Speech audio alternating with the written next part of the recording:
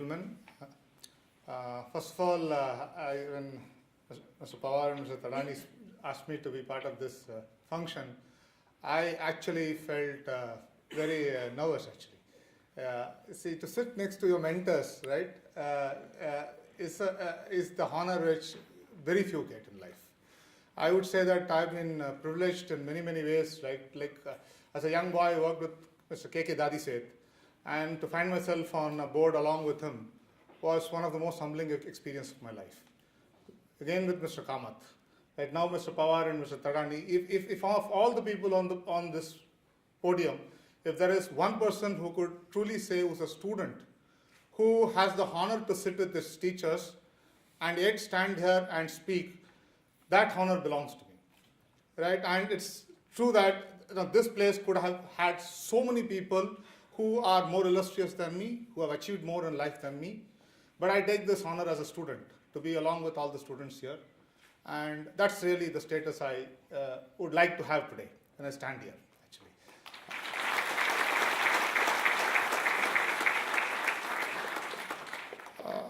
When I was thinking about this address, I said, what should I be speaking about? So it repeatedly came into my mind. But I think that very often when many of us do not, we talk about professionalism, we talk about professions, we consider ourselves as professionals, but I'm not sure whether we reflect on it, of what it means to be a professional. Or do we, various points of a time, get confused in our minds by saying, is there an employeehood somewhere? And is there a distinction between being a professional and an employee, or is it the same? I'm not into definitional kind. I'm not a very normative person, right? I'm by nature somebody who is very challenging, actually. So I said that let me, along with everybody, right, develop this thought and see where it goes. I don't know whether what I'm going to present here is something which would meet the approval of everybody. I just want to start, right, with a story from Mahabharata.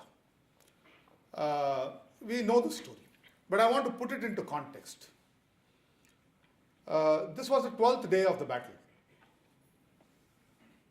10th day, Bhishma has been felled. Karna has entered the battle. Dronacharya has taken over the command on the other side. And Dronacharya still believes that there is a possibility not to have any more mayhem, not to have brothers kill brothers. So he still thinks that he could talk Duryodhana out of the war, and is naive. Proposes to Duryodhana. Even acharyas can sometimes be naive, right? So in good intent, right? It is not out of ignorance. So it tells Duryodhana to say that, look, can we make a deal? Now that I am the Senapati, the deal is I will get you Yudhishthir and the Pandavas alive, and you give me a word that you will not kill them. So I read it in Tamil when I was a young boy, when my mother gave this book called Vyasar Virundu, and I still remember the title. It's called Uyirdan Pidikka, to capture alive, Rajaji's book, Sri Rajagopalachari's book. Small book, great book actually. But that's not the story, right? On that particular day, Duryodhana plans to really draw Arjuna out of the battlefield. So he knows, because Drona says that as long as Arjuna is there, even I, Drona, cannot get through and lay hand on Yudhishthira. So if I lay hand on Yudhishthira, the other 4 Pandavas are there. You don't have to worry about it, right? So you got to draw Arjuna out. So there is this, so today from the northwest of India, now it's in Pakistan, the Samsaptahas were made to swear to say that we will draw Arjuna out on a battle of life or death, meaning all of us will die, there are 1,000 brothers, and they challenge Arjuna, they take Arjuna away on the 12th battlefield. It's so poignant, right? And Arjuna is leaving the battlefield. You should go and read Kamala Subramaniam's Mahabharata. I'm an agnostic, I'm a non-believer, right? So I love all this still. To me, Mahabharata is one of the most, soul-touching, education you can have about anything. So Arjuna walks up to Drishtadyumna and tells Drishtadyumna, I know this evil Drona. Now, it's not evil Duryodhana, right? It is evil Drona has cast his eye on my brother. So you, Drishtadyumna, you are going to be, he was the commander of the Pandava army, right? I command you to really take charge and ensure that, why? Because you are born to kill Drona. You came out of the Havan Kund, you are born to kill Drona, you will now defend my brother. Then he walks up to another great person called Satyahi. To Satyahi, he goes and tells Satyahi, after Krishna, if there is somebody who is the Dhanurdhar of who can stop Drona, you Satyahi, you can only stop Drona. Right? Defend my brother. Right? And then he looks at his elder brother Bhim, and he says, right, if all the elephants in the world were to come, the only man on this earth who can stop all that elephant and protect the brother is you, Bhim. Protect my brother. Right? And then he goes away. Right? Deep into the battle. So they draw him out of the battlefield to the farthest point. You read this chapter, one of the greatest chapters of Mahabharata ever to be read actually. The story goes on one by one. Duryodhana, because of Yudhishthir's indecisiveness, Drishtadyumna is weaned away from the battlefield in search of Arjuna. Bhim is weaned away from the battle in search of Arjuna. Satyahi is weaned away from the battle in search of Arjuna. And it is around about midday. The exposed Pandava lines are there, defended by only Yudhishthira and the rest of the people. There were other people who are defending. And then Drona makes the move. And when Drona makes this move, there are lots of people who can do their job of fighting. But there is this young boy, all the 16-year-olds, Abhimanyu walks up there and tells his uncle, you don't worry. My dad could have spoken to all the people here, but he may not have spoken to me. But as long as I stand here, Drona or nobody can touch you. So now, he tells his uncle by saying, I know how to really break this formation of Drona. Forget about what is Padma, all that stuff. It is a complex formation. I know to go in, but I don't know to come out. This story we know, but I want to place it in context. Nobody asked Abhimanyu to take command of the situation that day. And if Abhimanyu had not walked in to take the command, nobody would have laughed or nobody would have told to Abhimanyu that he did not do his duty. And Abhimanyu, at the point of taking command, fully knew what he can do and what he cannot do. He knew he can get in. Only two people who could have gotten out of it. Arjun and Krishna. Not even Satyahi. He knew it. And yet he said that till my father comes back, there is only one way that I can prevent Drona from taking my uncle, then the war is over. By me going in and engaging them, he didn't go in thinking he will die. He went in thinking he is walking in. He said, I'll open and I'll breach this. As I breach it, you guys move in. And once you move in, I know we can hold it till my dad comes. And when my dad comes, these guys are mincemeat. So to me, if there is an example of exemplification of professionalism, of what it means to be a professional, Abhimanyu on that particular day exemplified it. He exemplified by saying, I'm a Kshatriya. I'm born to fight to defend. That's the most important line, we need to know that. That's what Krishna says to Arjuna. I am born to fight to defend. So, I will do it. No matter who the person is on the other side, in terms of his name, fame, or whatever it is, and no matter what the result could be. I have my duty to do. So in my mind, if ever we want to have a clarity on what professionalism is. A clarity on what professionalism is to say that, am I clear about my duty? And would I discharge it under all circumstances without anybody asking me or demanding it out of me? The moment somebody turns around and asks of you to and reminds you of your duty, no matter whether you went and did it or not, I would consider that person not a professional worthy of respect. Every time, for us to be clear and we know this is my karma, I have to do this, no matter what happens, no matter what the powers be, then you are a professional. I know it's a very onerous thing to put up. You may ask the question by saying, have you lived up to it? Sometimes yes, sometimes no. That's the honest answer. Because I'm a human being, I'm not a god.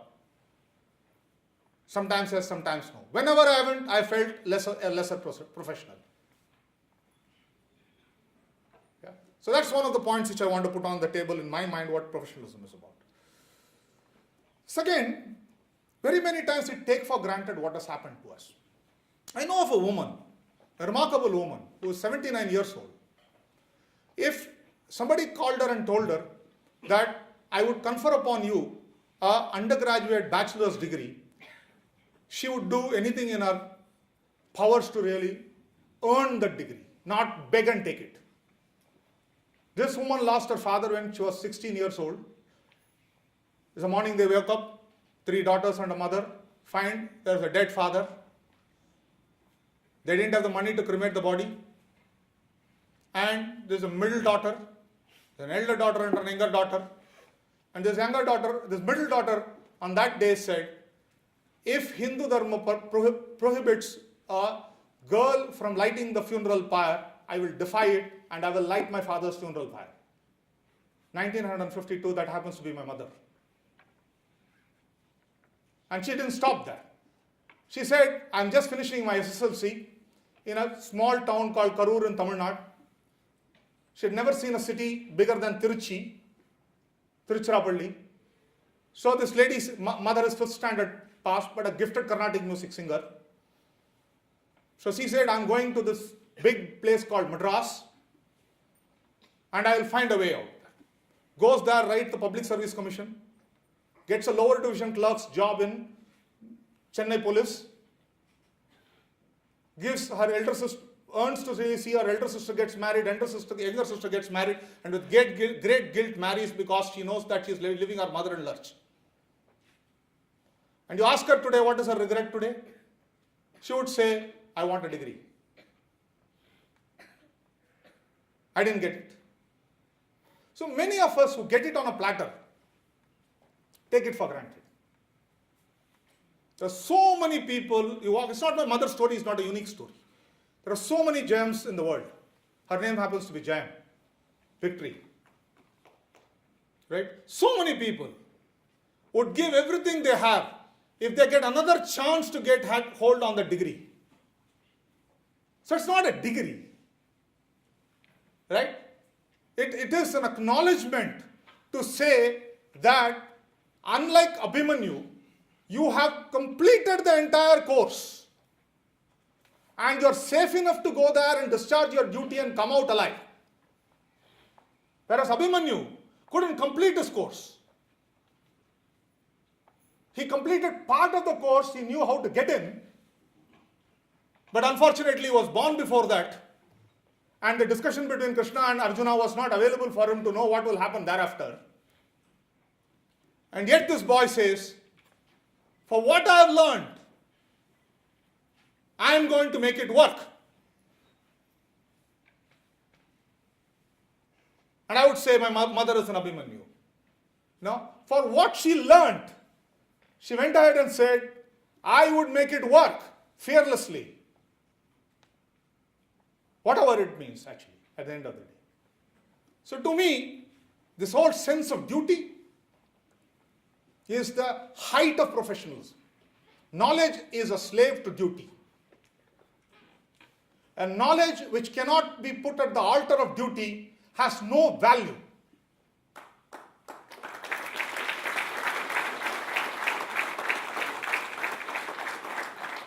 So we have to be prepared to say, yeah, and I understand this. We may not be able to do all this all the time because we are humans. So I'm not going to moralize here to say every time you will do it. Sometimes you cannot. You're afraid. I have been afraid many times. For you, for your near and dear, for many things. But I think at that moment, if you feel a sense of guilt, it's a little bit of a shame to say, hi, what happened to you? Why did you take a back step? Right? At least you would be reminded that this time you failed. It's okay. But at least you're not fooling yourself. You knew you failed this time. You were not a professional. You didn't stand up. Second thing I want to really put here. There's this remarkable person again. Now, I was fortunate to be close there to see that happen. I don't know how many of you have heard the most gifted musician, Ilayaraja, Tamil film composer, right? He is not just a film composer. He's an amazing person. So there was a concert going on. I know, 3,000-4,000 people on watching this concert.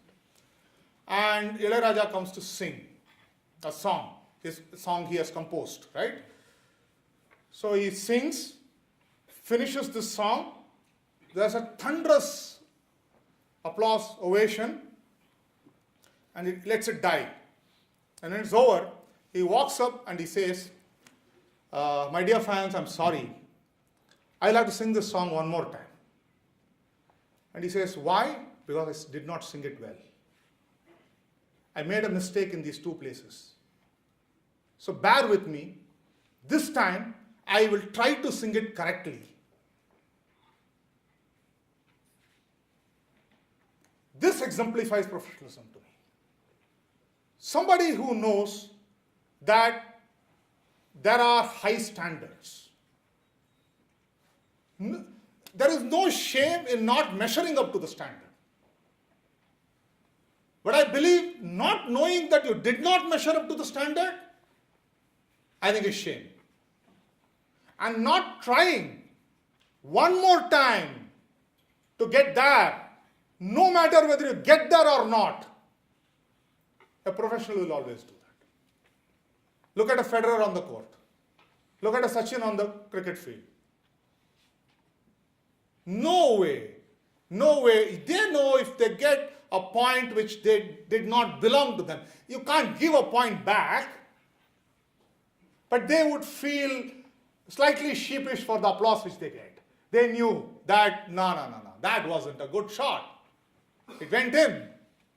I earned the point. So to me, the second hallmark of a professional is to say, what are your standards? How high are they? How much will you give to try to get there? And if you don't, how much of resilience and resoluteness is there in you to do it again and again and again, no matter whether you get there or not? The third very important story I want to say, small story, right? This again happened to be a remarkable person, right? This happens to be A.R. Rahman. So in one of the conversations I heard A.R. Rahman in somewhere, he was talking to say, so this interviewer was asking A.R. Rahman by saying, so how do you compose your music for films? What happens? He says that I and the lyricist, we sit down, and for every film we plan to say, what is the best song possible for us to compose? And we break our back composing it, right? Then I come down to the place where I'm really going to finalize the music and actually record it. Then I tell my musicians, I play it and show it to them. I say, this is how the composition is going to run. I teach the singers. And then I say that was yesterday, and the best has already happened yesterday. Today will be better than what I did yesterday. So let us improve this composition a little better than what it was when it was composed. And no wonder A.R. Rahman or Ilayaraja are what they are. So it is not about only setting standards. And in my mind, standards are something which is a dynamic, moving thing. You don't settle for it ever. You always sit down and say, yeah, that was good yesterday. And this is not with a sense of rebuke to you, or this is not with the sense of anything. It is just about by saying, why is it worth waking up tomorrow morning? Why should I not lie down and die today? It is because there is still something left for me to do which is better than today. If it was not there is no point in waking up tomorrow morning. You tell me, why would you wake up tomorrow morning? Why would I wake up tomorrow morning? The point is not whether I get that. It's a moving target. We know it won't get there. The last day you won't get there. So one more day, if you get it, you will try it. How does it matter? But the fun is trying it. Fun is going there. And it's moving. And the beauty, have you ever thought of it? When it is moving, it's pulling you. It's doing work for you. The standard is doing work for you. It's pulling you. So how will you say, when that is pulling you, I will not move? I'll just close with one last thing, right? When the great climber who never made it, right? But we all remember him, Mallory, right? It was during the First World War, much earlier than Hillary and Tenzing. We don't know whether Niven and Mallory summited Everest. And that's the romance of the story, right? Whether they died when they came back, or whether they died before they summited. Nobody will ever know. Maybe forensics someday might find it, right? Maybe the GIS students here might want to really put it as a standard for you to go back and say, my life's mission is to really find out using my technology to say, did the great Mallory summit Everest? It doesn't matter whether he summited or not, right? That he is Mallory, right? And what he tried was more important. So then, when Mallory was asked before his last summiting, he said, aren't you a madman? Right? What is there in the damn mountain to go there and climb it like you want to really, you're obsessed with that damn thing? Why do you climb it? And he turned around and told the reporter, he said, because it is there. Most of the time, that is the attitude of the professionals, and that is professionalism. So why do you do something? Because it has to be done. There is no other reason. What else will you do? So you're driving past, you see somebody hit on the road, right? Would you stop? Would you not stop? I will stop every time. Every time. Every time. Doesn't matter what happens it is. It's a stupid question to ask. Why? I don't know. I don't want to say that that's a superior thing like saving a human being. It's a human life is worth everything. Yes, they are all true. But what else can you do? How can you drive past? How can you do it? And if you did it, what happens to you then? That's the Mallory principle to me. Why do you do it? Because it has to be done. You know, there's nothing else required for you. No higher ideals are required, no reward is required, nothing else is required for you. It's to be done. What else will you do at the end of the day? Similarly, when Bachindra Pal, another remarkable person, was asked, she was leading an all-woman team to summit Kanchenjunga. So this reporter asked her by saying, but why is it all woman?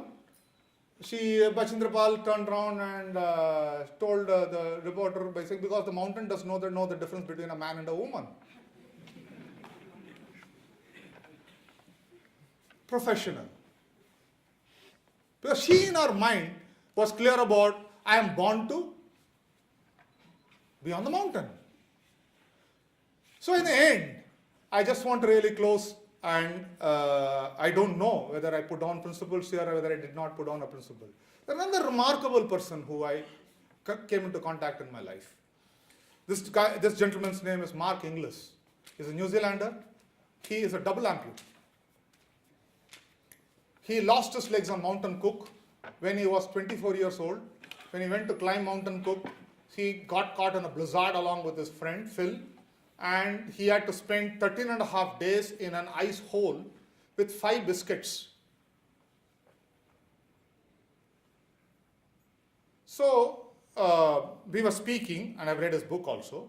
So, and I asked Mark, I said, what was your worst fear, Mark, when you were there? He said, my worst fear was staying alive, because if the rescue party comes and they found us dead, then we were irresponsible.